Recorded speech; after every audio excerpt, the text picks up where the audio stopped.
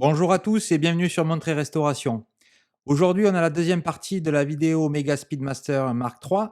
Donc, c'est la partie sur le remontage. Donc, j'attaque le remontage de la montre avec l'assemblage du barillet et du rocher qui vient dessus. Donc, la montre a été démontée complètement dans une première vidéo. Vous pouvez trouver le lien si vous n'avez pas vu la première vidéo en haut à droite de la vidéo. Donc les pièces ont été complètement démontées, toutes les pièces ont été nettoyées et là maintenant on va réassembler, on va remonter le mécanisme, qui est bien propre, remettre chaque pièce, huiler, graisser proprement, tout le mécanisme. Donc là on voit je remets, les roues, donc roue d'échappement, la roue des seconds, la roue moyenne, la roue intermédiaire. Donc je remets toutes ces petites roues là qui transmettent en fait qui est comme sur le mécanisme d'une montre, classique, hein, qui est juste, les roues qui sont là sur tout type de montre mécanique. Donc jusqu'à là, il y a pas de grosse différence. Je le rappelle qu'on est sur un mouvement, vous le verrez au fur et à mesure, qui est très complexe, mouvement 1040 de chez Omega, donc mouvement chronographe avec, d'autres complications comme la date par exemple. Donc, oui, on est sur un mouvement qui a beaucoup, beaucoup plus de pièces, que sur un mouvement classique. Donc là, j'essaie de mettre, vous voyez, c'est pas facile. Les roues là sont toutes imbriquées forcément les unes dans les autres. J'essaie de trouver le point de pivot là, de mettre, les les roues dans leurs rubis respectifs. Voilà, j'essaie de trouver le point, ça semble peut-être pas trop mal là. Parfait, donc là, à ce moment-là, il faut vraiment pas être pressé. Mets un peu de graisse sur les différents points de pivot, un peu d'huile plutôt. Donc là, on voit tout ça, c'est les roues intermédiaires en fait qui vont faire la connexion entre, la masse oscillante du système automatique et la roue de rocher. Vous voyez là? C'est cette roue là va venir faire la connexion. La roue de rocher pour en fait venir recharger donc l'énergie dans le ressort de barillet. Donc voilà, c'est ces roues intermédiaires et là, on a le pont, donc le pont qui vient par-dessus. C'est un pont qui est assez énorme sur cette montre parce que ce pont-là, il recouvre tout. Il recouvre le barillet, le rocher, les différentes roues, donc roue d'échappement, roue des secondes. Il regroupe tout dessous. Donc c'est, un énorme pont. Donc ce qui veut dire plus c'est gros, plus il y a de roues, plus c'est compliqué à aligner parce qu'il faut que chaque pièce soit alignée correctement. Donc vous voyez là, j'essaie de trouver la position idéale, d'y aller tout doucement, tout doux, tranquille. Donc le bouger, essayer de le faire tomber dans la position, voilà. Voilà, on commence à l'aligner avec les trous, on va mettre les vis plus tard et ensuite je vais devoir aligner, bah, pareil comme on a fait un petit peu en bas, sur la partie basse, je vais devoir aligner sur la partie supérieure toutes les roues dans leur pivot respectif et une fois que c'est en place, voilà, je vais pouvoir presser et normalement le pont va se mettre en position. Donc vous voyez, je mets une petite pression là avec l'outil rouge. Pas trop grosses parce que c'est des points de pivot qui sont très faibles, donc on peut les tordre ou les abîmer assez facilement. Donc voilà et là, il faut y aller vraiment tranquillement, là, il faut pas être pressé, hein. Si vous êtes pressé, prenez 5 minutes de pause et vous voyez, là, je suis en train de faire tourner le barillet et vous voyez quand je fais tourner le barillet, il y a toutes les roues qui se sont mises à tourner. Donc ça veut dire que chaque roue est en place. Donc une fois que c'est fait, je viens vite mettre les vis et on va sécuriser le pont de barillet le pont. Donc ça, c'est le pont, c'est pas que le pont de barillet parce que comme on l'a dit, il regroupe tout et vous voyez là, quand je tourne, la roue des échappements en haut là, elle tourne. Donc tout est connecté, parfait. Je vais bouger de l'autre côté, donc on va assembler, la partie cadran ou une première partie de la partie cadran. Là, vous voyez, j'ai lubrifié un point de pivot parce qu'en fait, ce point de pivot, il va être recouvert par des pièces après. Donc avant de le recouvrir, je préfère, l'huiler, donc huiler le rubis. Voilà, donc là, on met le pignon de remontoir, le pignon coulant. Là, on voit, on est sur des pièces assez classiques, hein. Là, on assemble un mécanisme, on va dire classique de montre, sans complication.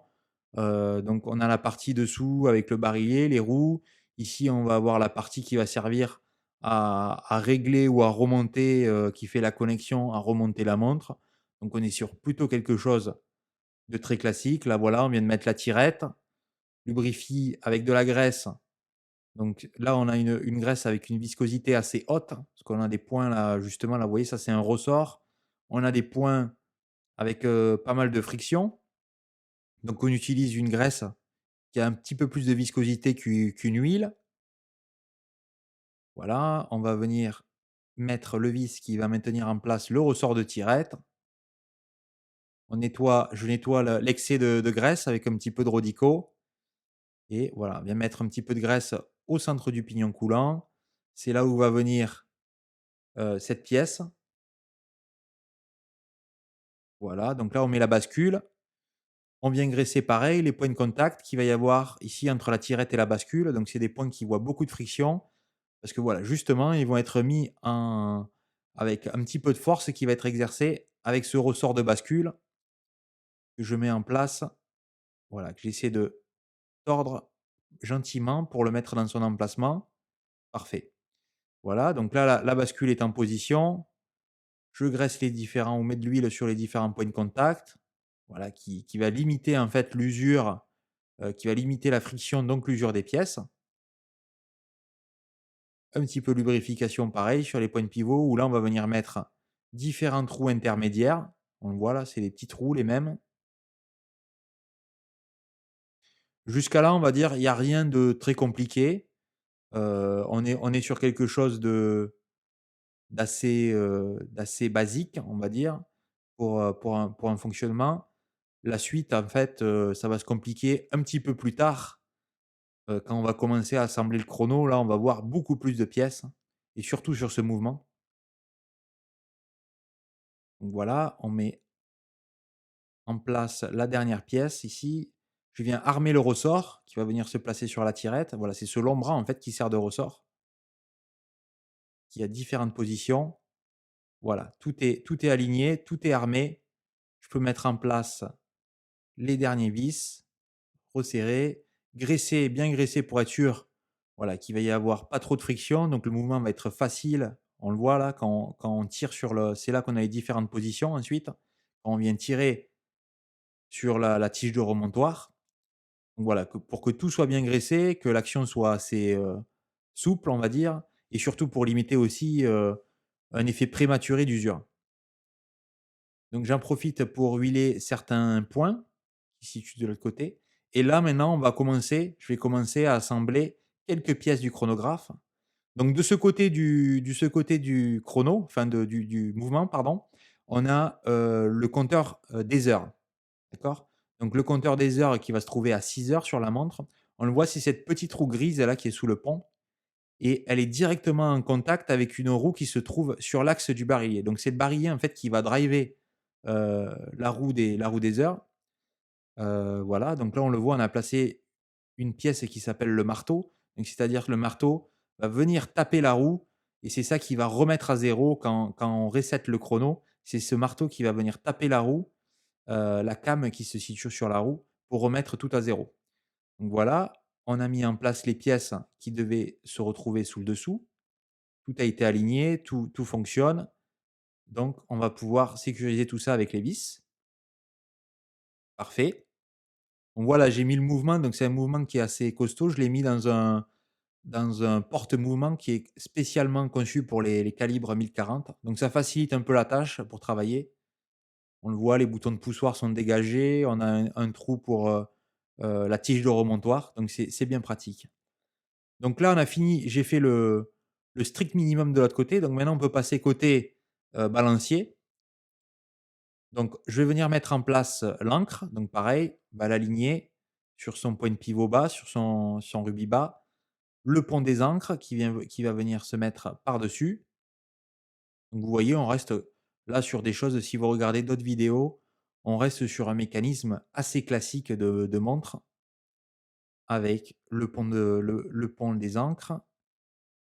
Regardez si tout est bien aligné, si l'encre peut bouger librement, elle est bien dans son point de pivot. Donc voilà, on met une petite pression. Une fois que tout est aligné, voilà, on voit, elle bouge toujours. Parfait. Donc elle est bien alignée dans ses points de pivot. Ça, c'est parfait.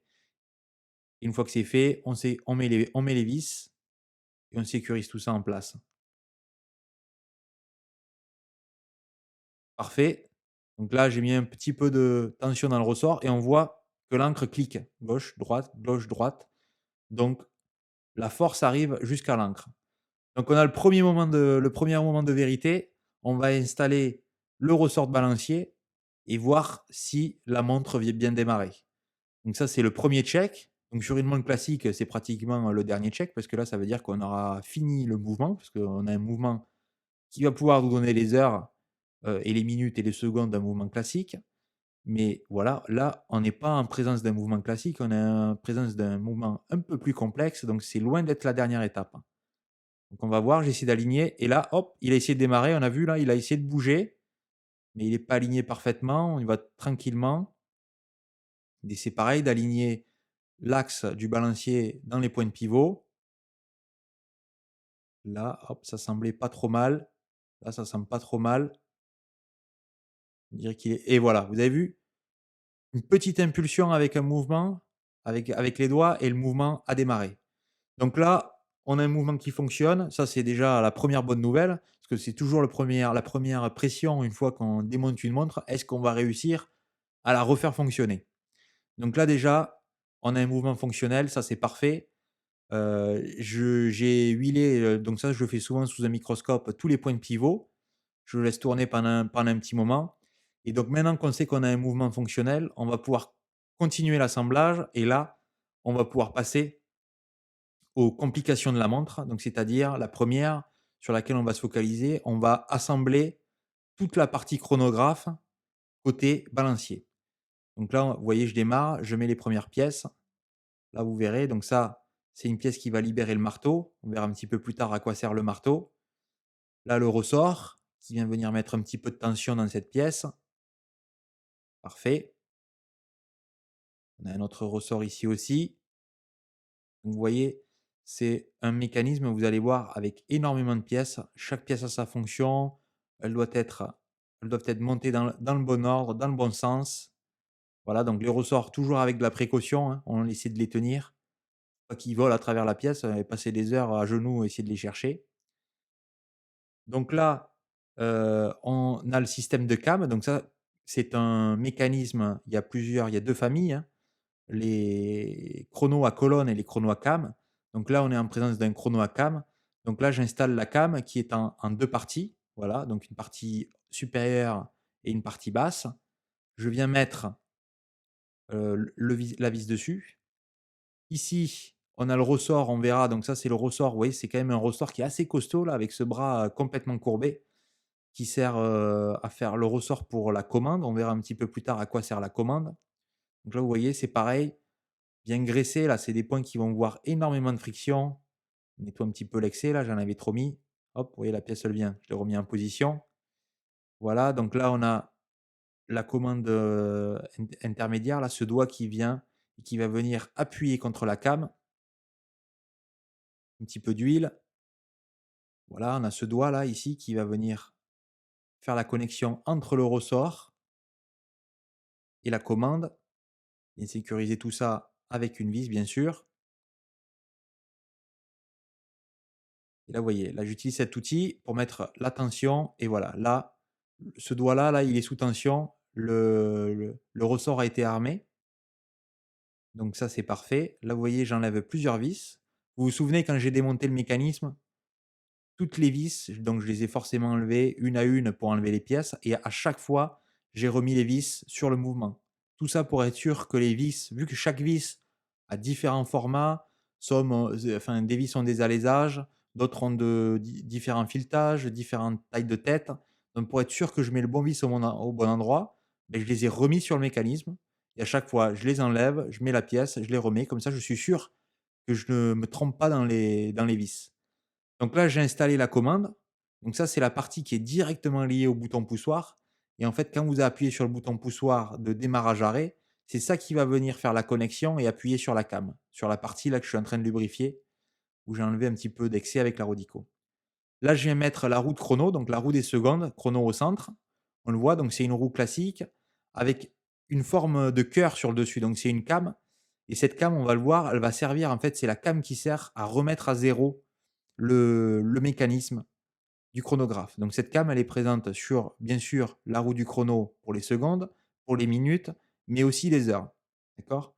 Donc les heures qu'on a vu qu'on a déjà assemblées déjà de l'autre côté, sur l'autre côté du mécanisme. Ici, je continue à assembler, c'est les roues qui vont servir pour la partie remontage automatique. Donc vous vous souvenez, on a mis déjà des roues dessous. Là, on a le pont. Donc le pont, il a plusieurs fonctions. Il va venir, tenir les roues donc du chronographe, mais aussi les roues pour la partie remontage automatique. Donc voilà, pareil, j'essaie de le mettre en position, d'aligner tout ce petit monde qui se situe dessous, gentiment, que tout le monde trouve sa place tranquillement et ensuite, pareil, je sécurise là, il y a 2 vis, 2 longues vis parce que le pont est quand même assez haut. Voilà et tout ça est mis en place. On vient lubrifier les différents points. Parfait. Donc là, on lubrifie des points, on va mettre des pièces. On lubrifie la came où il y a des contacts en fait qui vont être métal contre métal. La came, elle va être utilisée, donc elle est en contact de toutes parts. Vous voyez ces formes un peu bizarres. C'est à chaque forme bizarre, vous avez une pièce en fait qui vient en contact.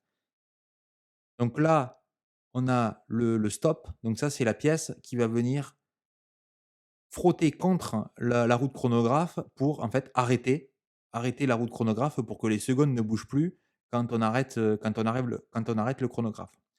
Là, vous voyez, pareil, il y a un petit ressort dessous. Cette pièce est maintenue en tension avec ce ressort. Voilà, là, j'ai relâché le ressort tranquillement et on vient sécuriser tout ça avec le ressort, avec la vis, pardon. Parfait. Donc n'oubliez pas, je suis pas un professionnel, hein, je fais ça, je suis pur amateur. C'est ma passion, j'adore les montres, et j'adore les montres vintage. Donc un jour, j'ai décidé, pourquoi pas, essayer de restaurer, les montres, moi-même. Parce que voilà, je suis féru de montres et une des raisons pour lesquelles je suis féru de montres, c'est pour la mécanique. C'est une de mes passions dans la vie. Donc forcément, bah, quoi de mieux que de le faire soi-même et de faire entre guillemets «la mécanique», même si c'est pas comme une voiture, hein, mais faire la mécanique soi-même. Donc voilà, si vous avez des remarques, si vous avez des questions, si vous voulez vous aussi, démarrer cette passion, sur les montres, n'hésitez pas à poser vos questions dans les commentaires et je me ferai un plaisir, d'y répondre. Donc là, j'ai déjà ajouté l'embrayage. Donc l'embrayage, c'est cette longue partie avec cette petite roue au-dessus. Et là, je viens monter la roue d'entraînement du chronographe, hein, donc qui est montée en friction sur la roue, sur le pivot de la roue des secondes. Donc cette roue ne s'arrête jamais. Elle continue, vous voyez, elle tourne, elle tourne, elle tourne. Et l'embrayage, en fait, cette roue d'embrayage, l'embrayage, il se met en 2 positions. Soit il se met en partie comme il est là, sans toucher la roue du chrono au centre, donc le chronographe ne débarre pas. Soit il bascule légèrement et il vient se mettre en contact avec la roue du chrono et là, le chrono démarre forcément et le chrono est engagé, en fait, par ces roues-là. Donc là, c'est pareil, je viens mettre des ressorts derrière qui maintiennent, par exemple ici, l'embrayage en tension. Là, on a le marteau. Donc pareil, comme on a vu de l'autre côté le marteau pour les heures, là, c'est le marteau pour les minutes et les secondes. Donc ce marteau, quand on va mettre un reset sur le chronographe, il va venir taper. Vous avez vu là, vous vous souvenez, sur la roue des chronos, il y avait cette, cette, pièce en forme de cœur. Il va venir taper cette pièce en forme de cœur et il va forcément se positionner sur la partie plate de ce cœur, la partie supérieure de ce cœur et en fait, la partie supérieure de ce cœur, ça sera le zéro du chronographe. Donc à chaque fois qu'on arrête un chronographe et qu'on le met en reset, le marteau va taper le cœur et il va l'arrêter sur la partie plate du cœur. OK, donc là, pareil, on a le ressort, ça c'est un long ressort, vous voyez. C'est le ressort, du marteau que je viens d'installer pour le garder sous tension. Quand on appuie sur le reset, tac, c'est ça qui va venir mettre de la pression sur le marteau pour venir appuyer sur les roues du chrono, donc la roue des secondes et la roue des minutes. Voilà, on nettoie toujours l'excès de graisse si on en a trop mis. Donc là, le chronographe, on touche à son bout, hein. Là, vous voyez, là, je mets ça c'est un petit bouton un petit poussoir qui va être, en lien en fait, avec le poussoir extérieur. Continue à graisser et là, je vais mettre la pièce, voilà, ce long bras, vous voyez, qui est connecté à la came. Et ce long bras, en fait, il va être connecté, vous voyez, à cette pièce qui est plutôt en bas. Et ça, c'est ça ce qui va transmettre, là, il y a une pièce qui passe de part en part du mécanisme et ça va transmettre l'information de l'autre côté du chronographe. Quand j'appuie sur le bouton de démarrage, ça va aussi transmettre l'information de l'autre côté. Là, vous voyez, démarrer, voilà. là, vous avez vu la roue là? La roue est là, le reset, le marteau, tac, qui vient taper et qui vient se mettre, qui vient taper le cœur de la roue des chronos et de la roue des minutes. Donc là, vous voyez, petit oubli, ça arrive, donc ça, c'est pas le plus dramatique. J'ai oublié de mettre une pièce quand j'ai monté le pont tout à l'heure. Donc il y a rien de grave, il vaut mieux s'en rendre compte maintenant qu'une fois qu'on a fini, c'est pour ça qu'il faut toujours tester les vous voyez tout à l'heure là, j'ai testé le mouvement, voir si tout fonctionnait. Toujours tester, faire différents tests à différents points pour être sûr qu'on n'oublie rien. Donc vous voyez cette pièce là, elle va venir quand on va pousser dessus, elle va venir toucher là ce marteau. Donc si vous aimez la chaîne, donc j'ai créé cette nouvelle chaîne en français, ça serait très sympa de votre part si vous pouvez vous abonner, ça va me garder, motivé et si vous pouvez cliquer aussi sur le bouton j'aime ou le bouton like des vidéos, ça va aider aussi à croître la chaîne et ça me permettra aussi de faire des contenus qui seront de mieux en mieux sur la chaîne. Donc je vous remercie par avance pour votre aide. OK, donc là le marteau, vous voyez, c'est bon, là j'ai tout remis comme c'était. À l'origine, là, on a la roue des heures pour le chrono. Je remets les vis.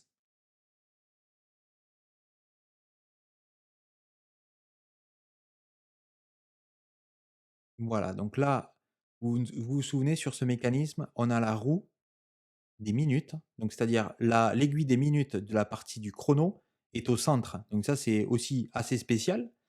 Donc là, vous voyez ça, c'est les stoppers. Donc là, cette grosse roue grise là que vous voyez, au centre, c'est la roue en fait des minutes pour la partie chronographe. Donc là, je suis en train d'installer ce qui va freiner, la roue des minutes une fois qu'on va arrêter le chronographe, cette longue partie là. Vous voyez, c'est armé sur ce ressort là, c'est un ressort en fait, vous voyez? Regardez, je viens de l'armer, tac, il vient se coller contre la roue. Donc il y en a une de part et d'autre. Il y a cette pièce en je sais pas, on dirait une pièce en laiton, longue. C'est elle qui va permettre de relâcher ces ressorts ou d'activer ces ressorts. Voilà, on enlève la vis ici, un petit peu de lubrification. Là, ça, c'est le marteau qui va servir pour la roue des minutes du chronographe qui est au centre.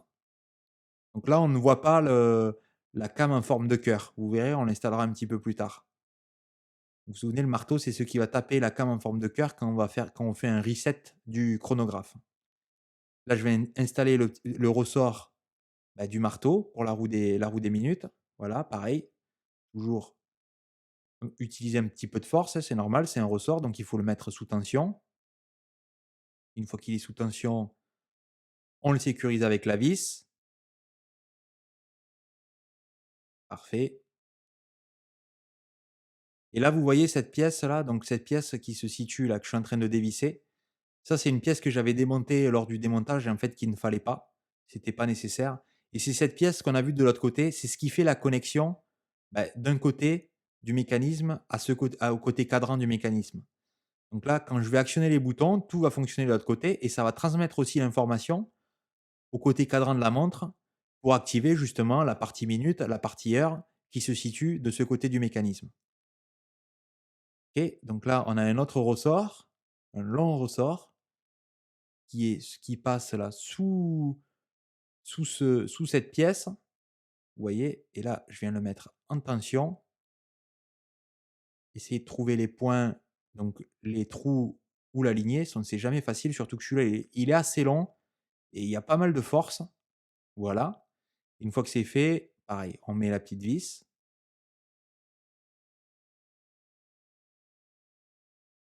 lubrifie cette partie. Donc là, sur ce mécanisme, en plus, on a donc, comme on l'a dit, une date, d'accord? Donc il y a un indicateur de date.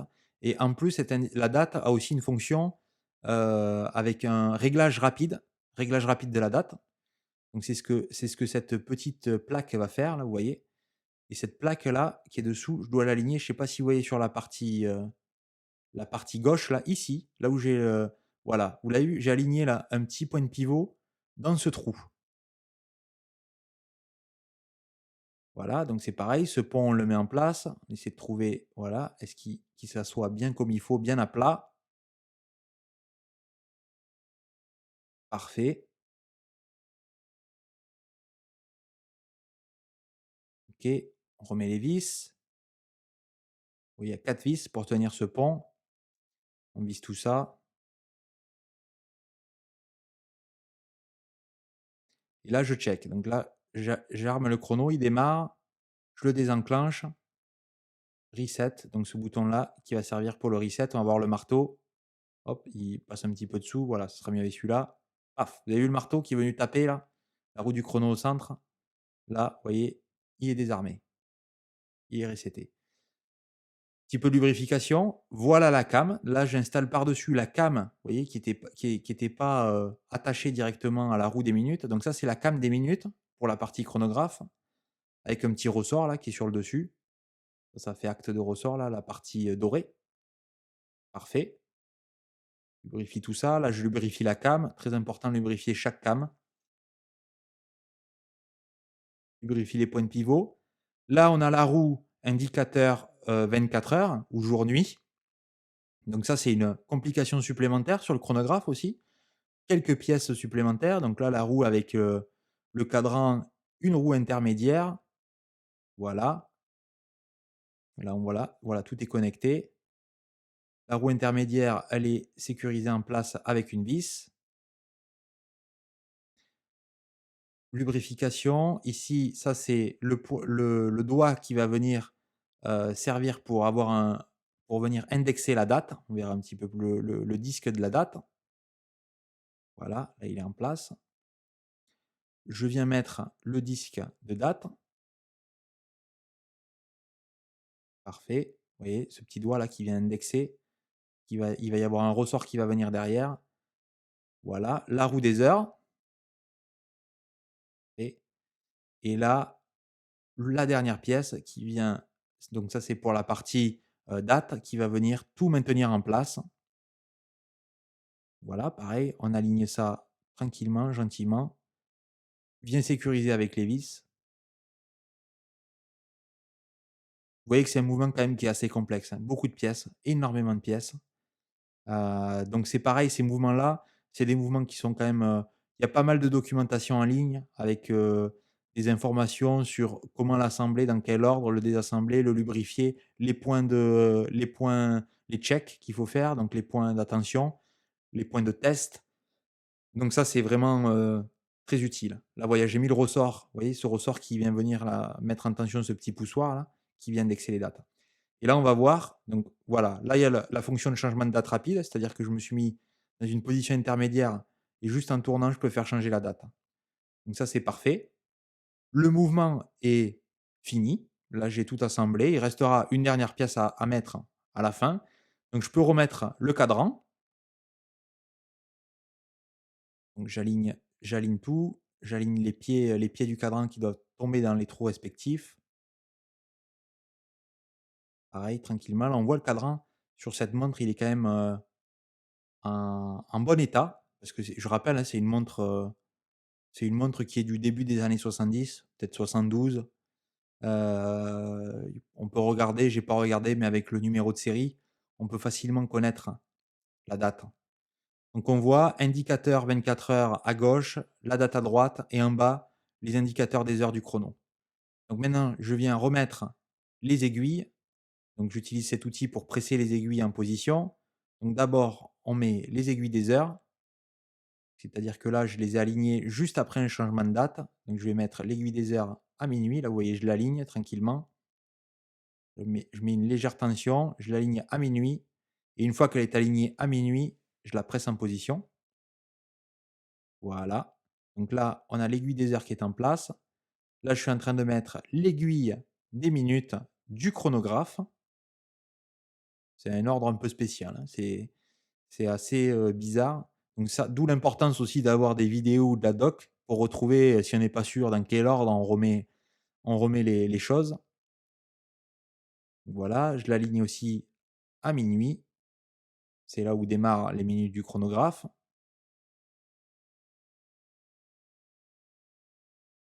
Parfait. Ensuite, on va mettre en place l'aiguille des minutes de l'heure, d'accord? Donc là, c'est pareil. Désolé là pour le focus, mais je l'aligne à minuit. Je la met en place, voilà, on la presse en place gentiment. Et ensuite, la dernière aiguille qu'on va avoir à installer, c'est l'aiguille des secondes, donc cette aiguille bleue qui est l'aiguille des secondes du chronographe qui va au centre. Donc là, j'ai installé toutes les aiguilles, donc il y a quand même 4 aiguilles au centre, ce qui est beaucoup. Là, je viens mettre l'aiguille des secondes, donc ça, c'est les secondes de l'heure, donc qui tournent non-stop, qui ne s'arrêtent jamais. Ce n'est pas les aiguilles du seconde du chrono. Et ici, on a l'aiguille du chrono, l'aiguille des heures du chrono. Voilà, donc pareil, que j'aligne sur le 12 et que je viens presser en position, tranquillement. Et là, on a toutes les aiguilles. Et là, le test. Démarrage du chrono. Voilà, le chrono démarre.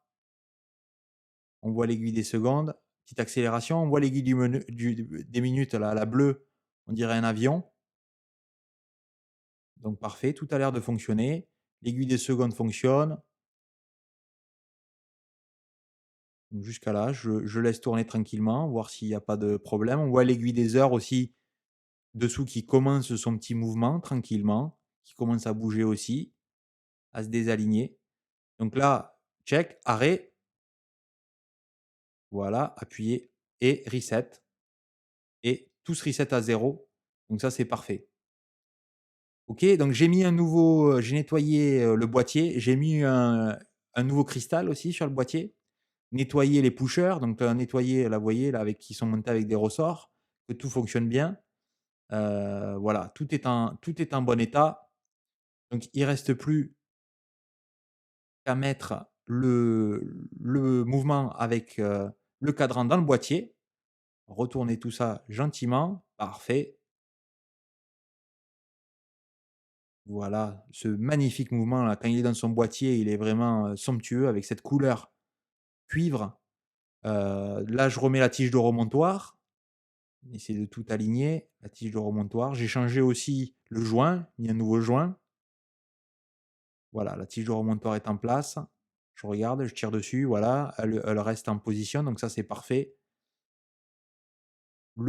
Ça c'est le spacer là qui vient mettre en fait pour être sûr que le mouvement ne bouge pas, donc ça vient combler le gap là, enfin le trou qu'il y a entre le boîtier et le mouvement, parfait.